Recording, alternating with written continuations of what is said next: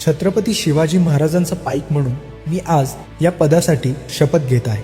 या पदासाठी लागणारी सर्व कर्तव्ये मी महाराजांचा एक निष्ठावान कार्यकर्ता म्हणून मनोभावे पार पाडेन। या पदाला शोभेल असेच माझे वर्तन असेल।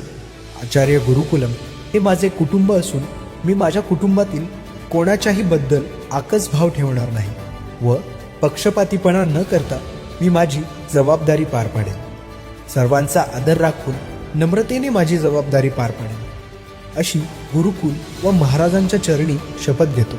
मी माझ्या पदाशी गुरुकुलशी प्रामाणिक राहीन व माझ्या मंत्रिमंडळाच्या मीटिंगमध्ये होणारे विषय यांची गोपनीयता बाळगेन व मला दिलेल्या पदाचा मान राखेन आणि या निमित्ताने शिवाजी महाराजांचे आचरण माझ्यामध्ये आणण्याचा प्रयत्न करेन।